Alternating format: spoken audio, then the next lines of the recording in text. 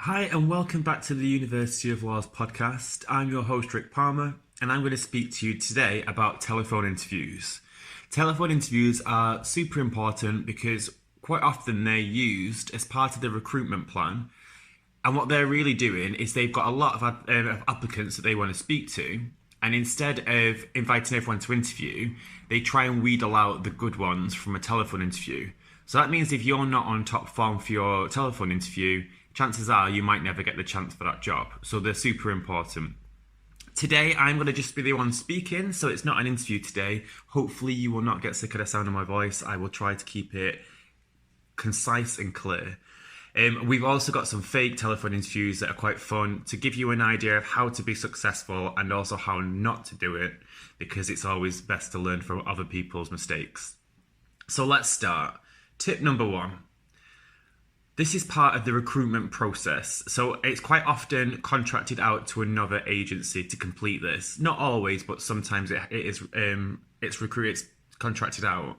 So you've got to be aware of that. So it might be that they're acting on a certain set of instructions, so they might not be able to be too flexible about what they can do. So if they've given you a time and they've got a certain set of questions, if you ask them to try and change any of that, they might not be able to do that because they've got to work to some strict guidelines.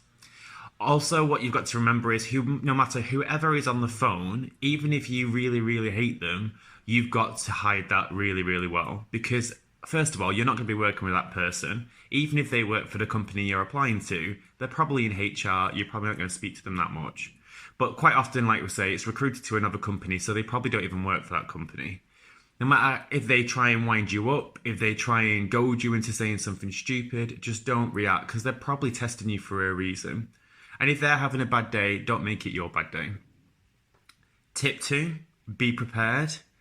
It's so important to be prepared for a telephone interview. Do your homework about the company that you're going to be talking to and be aware of who's going to be calling you. If they phone you and say, I'm calling about the interview, you want to be able to understand which interview they're speaking to you about. Because if you sound like you've got tons of applications all over the place, then you're not going to seem like the most attractive candidate to them. And if they're asking you questions about why you're suitable for the role, but you've not researched the company that much, chances are your answers are going to be a bit basic. So try and make sure you research as possible.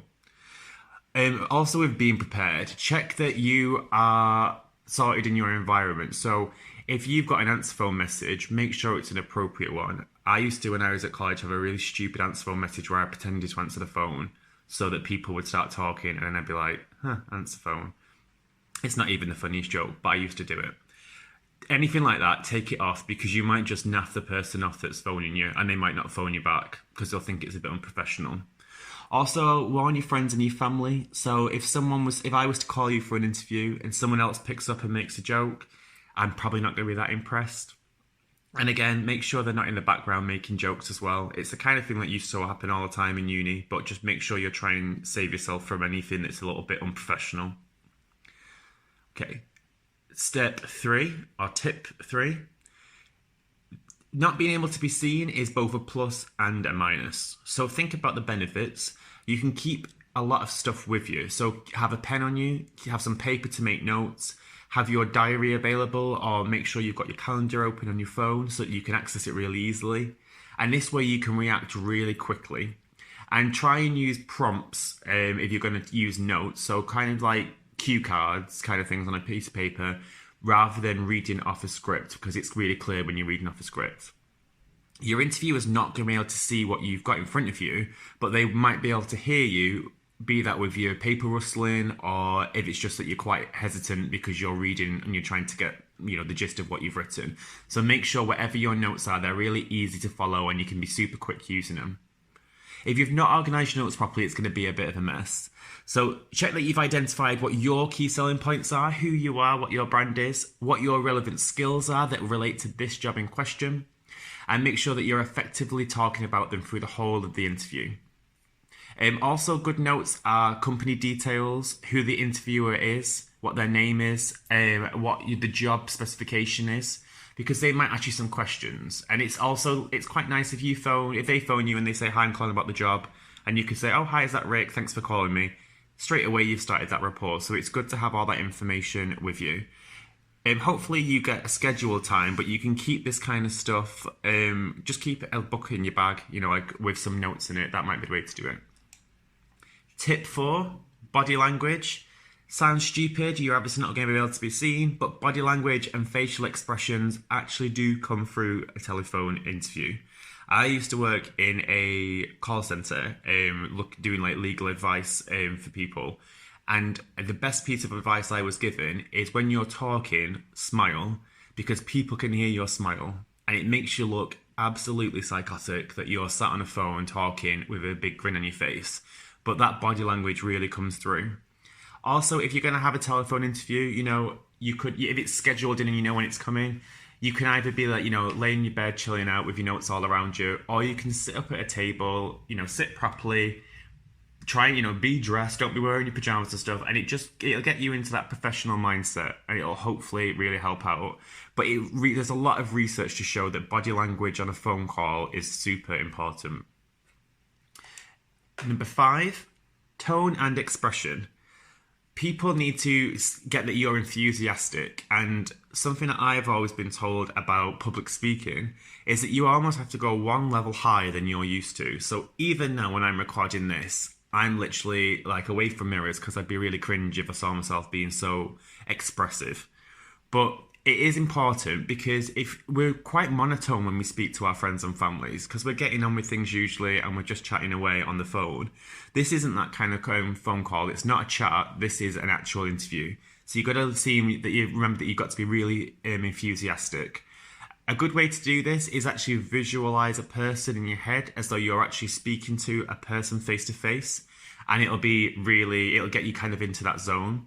So you want to talk a little bit as though you are like on the radio or recording a podcast, a bit more enthusiastic. And never ever be tempted to eat something, to smoke, to chew gum, because it's going to get a negative, no matter if you think you can be really subtle, we can hear it through the phone call. I spot people eating really badly and it winds me up. So it's a really good thing to avoid. Tip 6, research, plan and structure. So think about the content of your answers, prepare a really smooth introduction, give a concise answer and don't ramble. I would recommend everyone Googling the STAR technique. It's a really good way to make yourself structure an answer to a question. And something that's really difficult to get used to is that if you start giving an answer where it's an anecdote or you're talking about some experience and you're halfway through and you realise you've missed an important point from the start of that story, don't go back and talk about it because you've missed that point now. And all you're going to do by going back is completely derail your story. And I'm going to be like, wait, where am I now? It'd be like watching, I don't know, Memento or something, like a really complicated film. I don't need to have all this stuff going on. I just want to hear your story. And to be fair, I probably can get the gist. So if you've missed a buzzword or you've missed something, then it's probably fine. I'll get the gist of what you're trying to say. It's much better to have structure in your answer. But if you've got your plan in front of you and you've got all the points you want to make, then your structure's going to be fine and you're probably not going to miss anything out. Always be honest as well, because when you get caught in a little bit of a lie or an exaggeration, you start to kind of spiral a little bit, and you've got to keep remembering what you said, and you think, oh wait, what was that? Did I just say this? Okay, so remember that you've said that. Sometimes what they're going to be doing as well is they might have your CV in front of you. So again, don't lie in your CV because that'd be a nightmare too, because they'll test you on it. Okay, tip 7, listen carefully to all the questions that are asked of you. Let the person speak and don't try and start formulating an answer as they've started their question. Listen to the whole question and ask them to repeat it if there's a problem. And especially if there's a poor line, you can ask them to repeat anything. They won't mind repeating themselves because they want to hear what you've got to say and they want the best answer to their question. So that's fine. If it is really poor, the line, then you can arrange a call back. It would be a really smart thing to say, I'm really sorry, I can't really hear you right now. I do apologise, I thought I got this all sorted. Would it be possible if I took a number and tried phoning you from a different number, or maybe if I moved and found a better signal? That's all fine. People are happy that you're taking the initiative and showing that you want to make it more successful. But if you do get the question, make sure you're answering carefully and you're answering the full question and everything you say is relevant. It's going to be a short telephone interview, so keep it all relevant. If you bang on about one point, then the chances are they're going to ask you less questions. So really try to stay on track. And if they ask you a question about good customer service, you give them a question about good customer service. You don't think, well, my customer service question and answer is really good, but I've got a really good other answer, which is about teamwork. So I'm going to try and shoehorn that piece of experience into a customer service answer. Just don't do it. Yeah, it'll be really disappointing if you don't get asked the question about that teamwork, but ultimately, if I've asked you a question about how you can prioritize, for example, or how you manage your workload, and you give me a load of advice on how you're really good at speaking to people, I'm like, well, that's not answered my question. So why have you just told me that? I'd rather if you just said to me, I keep really good diary entries and I use an online calendar to plan my day. That would have been simpler, and maybe it wasn't as good an example as your other one, but it's still answering the question more effectively. So tip 8, speak clearly and make sure the interviewer can hear you. It's nothing worse than when you're inaudible. This can be don't go on speakerphone maybe, or if your phone is better on speakerphone, do go on speakerphone. But it's not about your comfort now. You don't do what you're used to and what you're happiest with. Make sure you're comfortable, obviously, but you need to make sure that the person on the other end of the line is getting the best experience. So you're really clear, you're really audible, and hopefully they will hear that really well. Also, everyone out there's got an accent, and a lot of people don't think they have. You've probably guessed that I've got a very strong northern accent. I bring this up a lot. And my job is to go and speak to people in London a lot and around the area. So with a lot of southern accents from different London accents, Essex and so on. And I make sure that I'm consciously speaking a little bit clearer, because if you heard me speaking to my friends and family, you'd think, what the hell's he talking about? But it has to work both ways, because when I'm in those classrooms, people assume I've got an accent, but don't think they have, because they're just around a lot of people with accents. I thought the same thing when I was in college. So if someone maybe with a southern accent came and spoke at my college, I'd think, oh, they've got a strong accent. So be mindful that you do have an accent.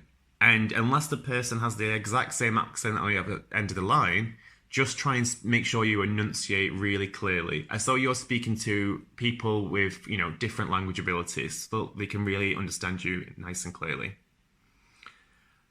Number 9, relax. It's so important to be relaxed. You get really nervous in these situations, and everyone does, but just make sure you do anything you can to help you relax. So take your time.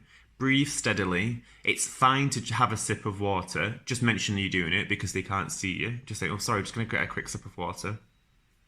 But try and enjoy the process. Imagine that you're having a nice conversation with someone that you're excited about meeting. So you're really trying to make a good impression.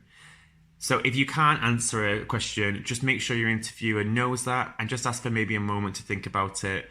Don't just start powering through with answers because you're panicked. Keep yourself calm and relaxed.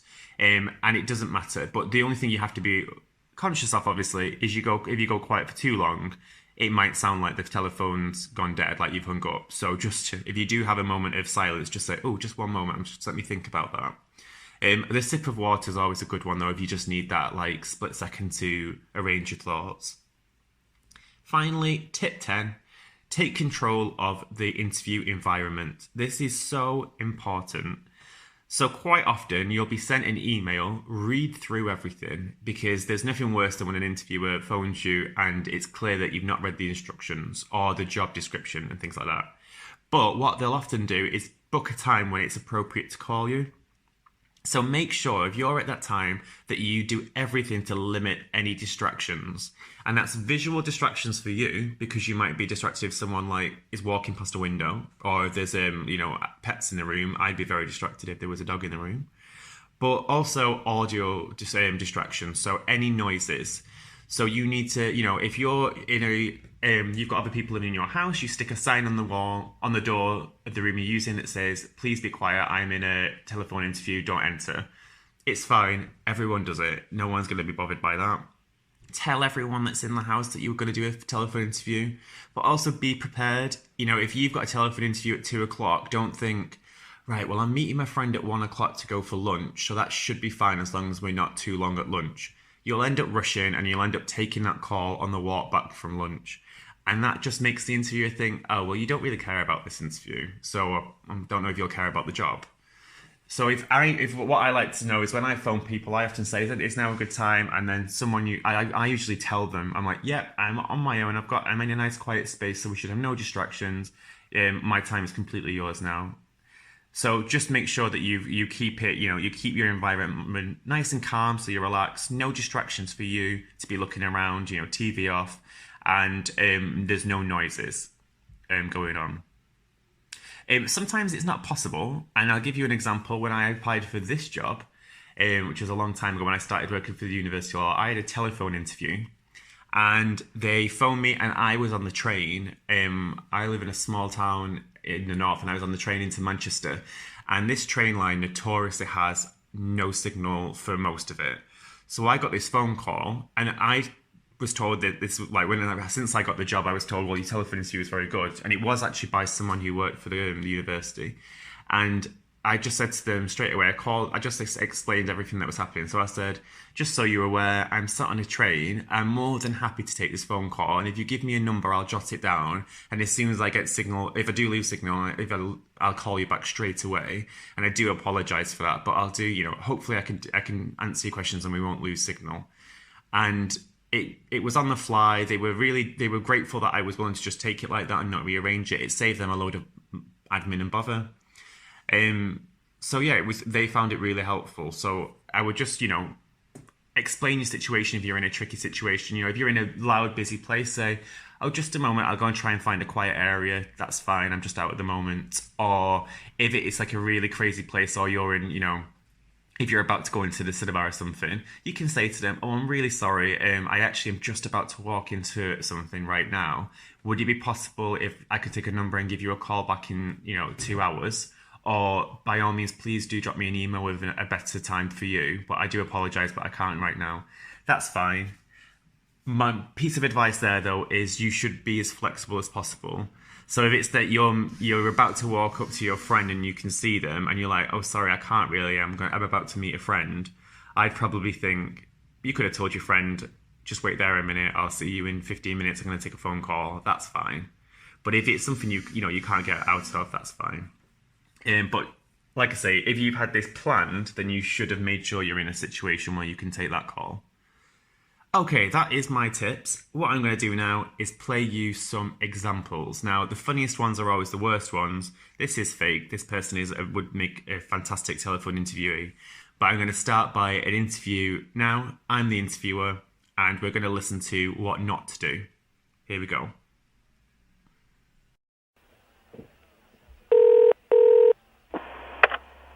Hi there, I'm calling about the job offer. Is now a good time to speak?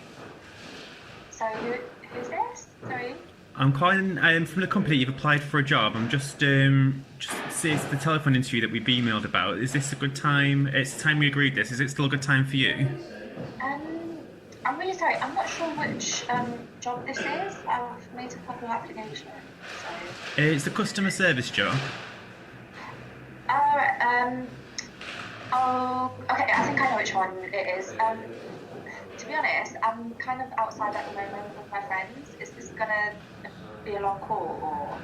We can probably do it in about 15-20 minutes, maybe. It's the time that we've booked. That's what we've booked in over the email. Hopefully you've got an email to confirm it, and about these interviews and how long they last, and a bit of direction about what we're going to talk about and so on. Did you manage to read through it? Yeah. No, it's fine actually. Should we let's just do. Just give me 1 sec. Wait. Just be quiet for 2 minutes. Yeah, it won't take long. Alright. Hi. Hello. Yep, cool. You're right now. Okay. So, if you start by telling me a little bit about why you want to work for our company. Because it's like the summer holidays now, I thought it would be a really good time for me to look for some work, just so I can make some money, basically, so I can go out and stuff. Okay, cool. So, is there anything about the company that's made you want to apply to us rather than another company? Actually, my mum found this job. She found it online because she thinks I need to get a job, basically. Cool. So what do you think why do you think your mum might have thought this would be a good job for you then?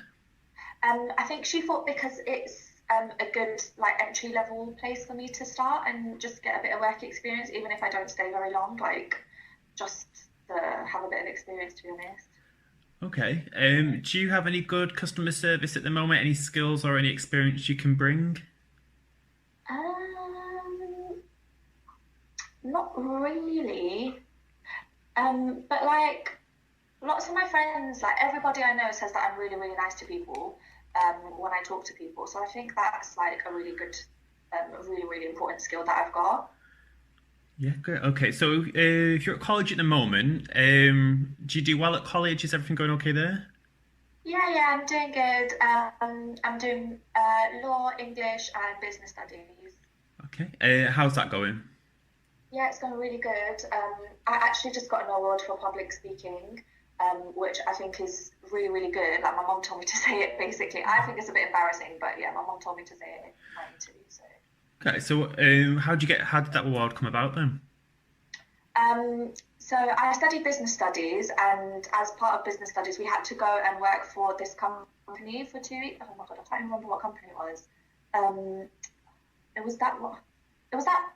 It's quite a big company basically, and the people who worked there said that my interactions with people were really good, and that when I spoke to them, it was like I was really clear and I was really friendly and stuff like that. So for that reason, they gave me accreditation, and I got an award. Oh, that's okay. That's cool. Very impressive. Um, okay, right. Well, that's quite a good bit of information to leave with. Is there any questions you've got for me? Not really. Okay. Well, thanks for your time, and we'll get back to you with our decision in this next week. No problem. Thank you so much. Bye. No Have a worries. nice day. Thanks a lot. Bye. Okay, so what do we think about that? So the things that I mean, it was terrible. Let's admit it. The things that I think were particularly bad were, I mean, the background was noisy. They didn't know who I was when I called, even though this was a set time. So this should have been in their diary, and they should have found a safe space. But they should have also been able to answer the phone and not ask me who I am. This is a thing that happens quite a lot. I'll be honest. I phone quite often people of younger ages to discuss like things about careers or university, and sometimes I'll phone and say, "Hi, is this so and so?" And an instant reaction is, "Who's this?" And it's a really bad start to a phone call.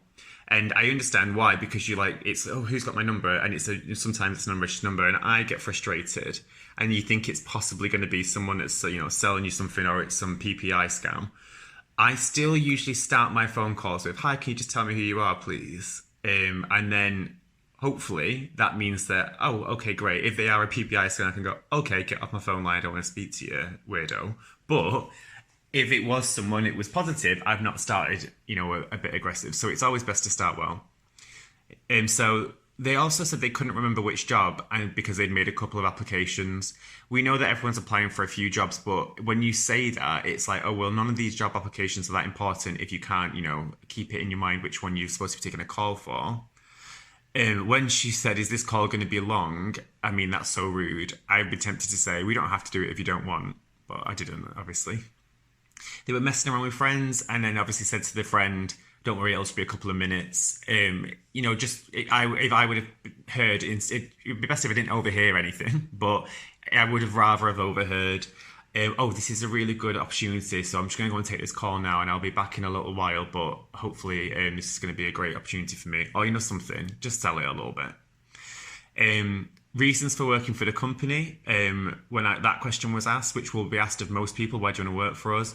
It was mentioned that for money, and don't ever say that, obviously. Why did you apply? Because my mum made me. Again, not a good answer. And it's probably the reason a lot of you are applying for jobs, because your mum makes you. I did the same thing, but I would advise not giving an answer. And don't tell someone that your plan is not to stay with them. So if what are you trying to get out of this job? It was like they just wanted some experience so they could maybe apply for other jobs. It wasn't necessarily to stay at the company. That's never a good answer. You want to build into every interview that your part of your future plan is to be part of this company. And yeah, you might step away from it. It might be the case that you're only going to be there for 6 months. But if it's a contract that lasts more than a short period, then you need to be enthusiastic about staying with the company. And also remember that you're not entitled to this. A sense of entitlement will make you lose a job interview. So you really want to be able to be grateful and understand that they're going to be the people that give you an opportunity.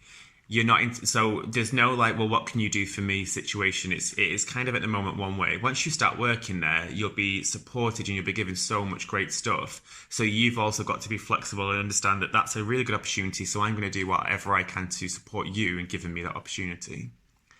They mentioned that they got an award, and the award is actually brilliant. If you can be bothered listening to what they were saying, they told the person that they thought it was embarrassing, and that tells me that they're not that mature, because they shouldn't be embarrassed about receiving an award. They should be really, really proud. And I would have really gone on about this. And they'd forgotten a lot about the award. If they'd had notes, they would have remembered a lot more. But also, you should remember the company that gave you an award. It's a really cool thing that they were given. But yeah, it's something that I would have really gone on about.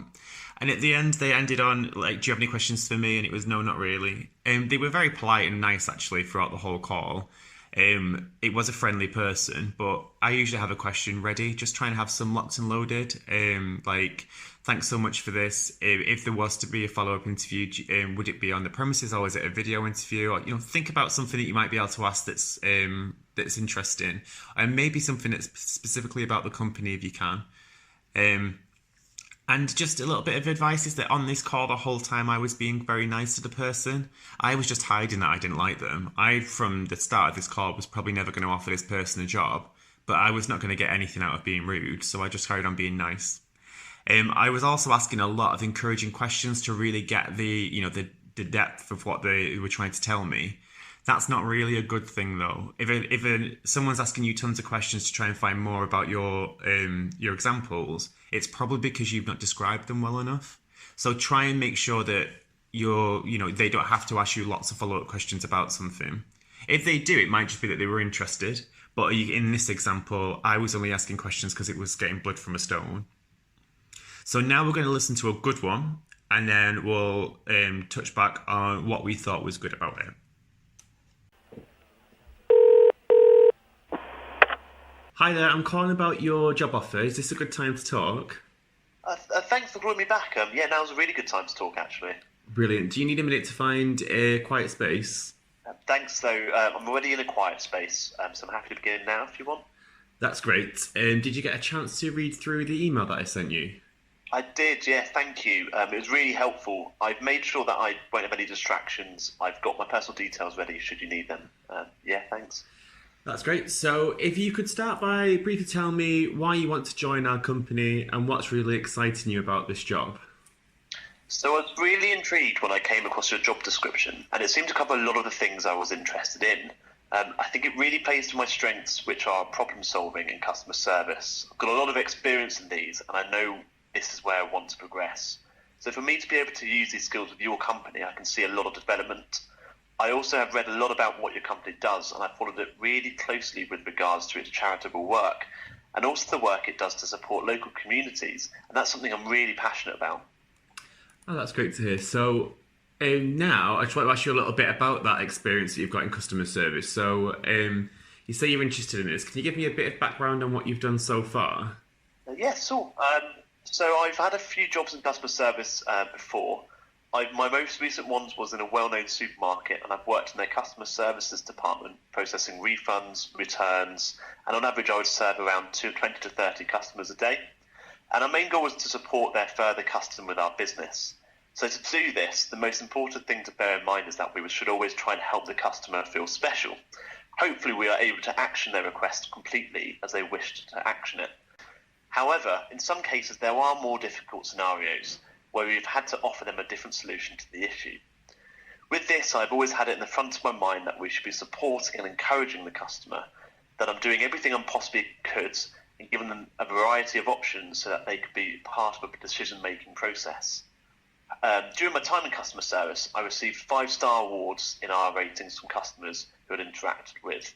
It's also led me to receiving the Gold Customer Service Award. Okay, that sounds great. So I've got a few more questions, if you're happy to continue. Yeah. And that's it. Okay then, so what was good about that? Well, very enthusiastic, kept a really good energy level the whole way through. They were planned and they let me know that it was planned, but in quite a nice way. Like, oh no, I read through everything. I found a nice quiet environment. I've got lots of stuff ready. To me, you didn't really need to share that information, but straight off, I thought, oh, this person's really organised. Most other people who were taking these calls probably have done everything, but the fact that they highlighted it to me was quite nice. They were really polite no matter what the whole way through, kept saying thank you for things, kept appreciating my time. Their referencing the job description was really good. So every time they were talking about their skills, they were bringing it back to the job description or bringing it back to the company and what they knew about it. And that makes me think, oh, you know a lot about us, but you're saving me from putting two and two together. You're already giving me the finished product. Your skills are great in this, and you know that our company needs this skill. So that was really helpful. And they know a lot about the company, but not just like, if you're applying to a job at Tesco's, you know that they sell things. They actually knew about the charitable work that the company had been doing, and they were really interested in that. So that was really nice to know that they'd done some research on us. When they were giving the example, they actually discussed tangible evidence. Evidence is such an important thing. So when they were saying about customer service, they were saying about how many people they'd served. They were telling us the different things that they do, the different discrete tasks, we call them. So the actual tasks they do on a day-to-day. So if you said, oh, I've got loads of experience, I've been working on a customer service desk for 3 years, that's good, but I don't know if that's, electronic repairs, if it's to do with selling holidays, if you work in a, Tesco's, I don't know what that means. So the fact that this person gave evidence was really, really good. I also think you can tell that this person probably had some really good notes there because everything they were saying seemed really structured, really organised, and they had some really good things to say that probably would have slipped your mind if you hadn't got notes in front of you. And then finally, on this one, I was purposely being unenthusiastic. So I was just like, at the end of every question, right, next question, right, next question. And I think I was a little bit unlikable. It's hard to believe, but I think I was being. And from that, I would say that you notice that the person I was interviewing was still being really polite, really positive, and really engaging. So for me, that was a massive sell. And the fact is that probably I'd just been doing 10 interviews all day. And maybe that was my last one. And it was just, I was a little bit, bored of asking the same questions over and over again. So it was just nice that he stayed so enthusiastic the whole way through. So that is the end of the podcast. I hope that's been really helpful to you. Phone interviews are going to be very important, especially in today where we're not having as much face-to-face contact with people. We also have an interview that you can go back to and listen to about video interview, which is really helpful. I hope it's been useful. Please do check out our website. There's a lot more resource on there to help you with career and then understanding some of our courses. And we've got loads of really good virtual events on at the moment. So you can book onto those and come and see us. And then hopefully soon we'll be back to face and you can actually come and meet us, which would be fantastic. So have a great rest of your day and thanks a lot.